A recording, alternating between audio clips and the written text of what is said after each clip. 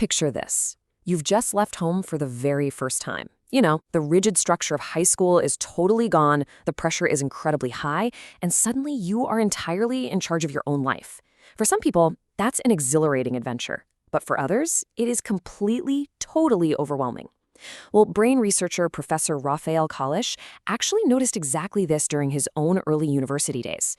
He watched a really close friend of his completely break down under the intense pressure of their first year, while he himself was having a genuinely wonderful time. And that stark contrast sparked a massive question. Why do some of us totally crumble under the stress of these huge life transitions, while others just seem to effortlessly thrive? So welcome to this explainer. Today, we're taking some really high-level neuroscience and turning it into an empowering, everyday tutorial designed specifically for you. We're going to treat this like a fascinating biological detective story. We'll be uncovering the actual physical mechanisms of mental health and then translating them into a practical toolkit. You know, something you can actually use the next time exam week feels like it's literally going to crush you. All right, here is our roadmap for today. 1. The resilience mystery. 2. The science of stress. 3. The trap of helplessness. 4. Identifying successes. And finally, 5. Your mental toolkit. Let's dive right in. Starting off with part 1, the resilience mystery. We tend to think of resilience research as something that only focuses on survivors of massive, horrific traumas. But it's actually also about healthy young people navigating really tough everyday transitions, like moving away from home. To figure this out, Dr. Marianne Mueller ran these amazing experiments with mice. So after stressing out a small brown mouse with an aggressive white mouse, she put them in a cage together alongside a totally friendly new mouse. And here's the catch. The resilient mice weren't the macho ones blindly picking a fight with the danger. No way.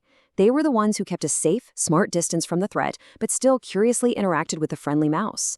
See, true resilience isn't about some kind of fearless bravado. It's a smart, adaptable learning process where you learn to distinguish between a real threat and actual safety.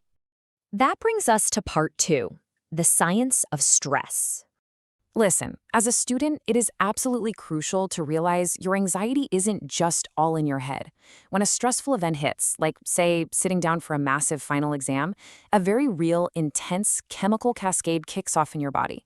Your brain activates. It sends signals to the hypothalamus, which then cues the pituitary gland. That gland tells your adrenal cortex to start pumping out cortisol. This literally floods your cells with extra energy for that classic fight or flight response. And honestly, this is a good thing. It prepares you for the challenge. But normally, once the exam is over, receptors tell your brain, okay, we're safe, switch off the stress. For some people, though, genetic variations basically break this off switch, leaving them just soaking in stress hormones. And this is where epigenetics comes in. It's the study of how our environment actually affects our genes. Scientist Katharina Domschke investigates something called the MAOA gene. Think of methylation as a tiny chemical cap sitting on your DNA. When that cap is securely on, the MAOA gene just sleeps, which keeps your natural happiness hormones perfectly safe. But when severe stress knocks that cap off, the gene wakes up, and it produces these brutal happiness-eating enzymes. They wedge themselves between your nerve cells and literally destroy your serotonin and norepinephrine, basically paving the way for anxiety and depression. It's wild. And this stress response foundation, it starts incredibly early in life. Neuroscientist Elizabeth Binder has shown that severe traumatic experiences as a child correlate to an almost 40-fold increase in suicide risk later in life. 40-fold. Her team even grows these 40-day-old stem cell brain organoids, like mini brains in a lab, just to prove that flooding an early developing brain with cortisol actually alters its genetic expression. Your early environment literally, physically shapes your neurological hardware. All right, part 3, the trap of helplessness. So, stepping out of the biological lab for a second and into psychology, we can see how a chronic lack of control creates massive mental roadblocks. Psychologist Michelle Wessa uses this incredibly evocative story by Jorge Bucay. It goes like this. A baby elephant is chained to a small wooden peg at a circus. It tries its hardest to break free, but just can't. Eventually, that elephant grows massive and incredibly strong. It could easily rip that peg right out of the ground, but it doesn't. Why? Because it lacks the fundamental belief that it can. This is a recognized psychological condition known as learned helplessness. Wessa proved this in a completely fascinating experiment. She exposed subjects to really unpleasant noises. Now, Group 1 could stop the noise by pressing a specific button, so they had a direct sense of control. Group 2, however, pressed buttons, but the noise only stopped randomly. Chance dictated the outcome, no matter what they did. Later, when they were tasked with finding safe spaces on a computer screen, the random group performed terribly. They had fundamentally learned that their actions just didn't matter. It led straight to passivity and giving up. Think about this in your own student life. If you study for days, put in all the effort, and still get unpredictable or seemingly unfair grading, your brain learns helplessness. You start feeling like your efforts are useless, and you just submit to fate. Moving to part 4, identifying your successes. Fortunately, we don't have to stay stuck there. We can actually break this cycle using a direct tutorial based on WESA's WHO-sponsored resilience training. Have you ever stared down a massive research paper and just thought, man, I can't do this anyway, so I'm not even going to try? That right there is the negative spiral. Our thoughts dictate our reality. We naturally pay way more attention to the things we haven't achieved or the times we failed, completely forgetting all the things that actually went really well. To fight this, WESA asks 7th grade students this amazingly simple yet totally transformative question.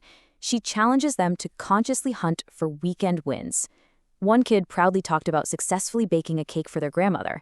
Another talked about taking the time to properly structure and tidy up their completely chaotic bedroom, rather than just shoving clothes into a drawer. By actively, consciously acknowledging these small, everyday successes, you are literally retraining your brain to recognize that you do have agency. You can accomplish hard things. And that brings us to our final section, Part 5, your mental toolkit. Let's wrap all this amazing science up into an actionable, everyday defense against feeling overwhelmed. First up, actively acknowledge those small wins. Second, really try to avoid judging your experiences too negatively. Give yourself some grace. Third, and this one is absolutely huge for exam season, realize that while you cannot control the stressor itself, you completely, 100% control your reaction to it. Fourth, manage your schedule. Look, resilience is not about endlessly optimizing yourself to endure maximum stress. You have to actively reduce your appointments and intentionally schedule time to just relax. And finally, stay active despite the adversity. Keep moving forward. Now here's the absolute coolest part, how this translates into a biological payoff. When a stress trigger hits and you take action by identifying a success and getting your sense of control back, you aren't just giving yourself a quick mood boost. Dr. Domschke's research on patients undergoing psychotherapy shows that successful psychological interventions can actually restore those methylation caps on your genes. By changing your mental habits, you are physically calming down those happiness-eating enzymes. You are literally altering how your genes express themselves to build long-term inner strength. I want to leave you with a final, really powerful thought inspired by Boris Cyrulnik. He's a true pioneer in resilience research who survived unbelievable childhood trauma. He reminds us that resilience isn't about being perfectly happy all the time. It's never 100% perfect. It is really just about living with life's messy gray areas and surviving the inevitable crises without losing your health. You've got the tools now. You understand the biology behind it.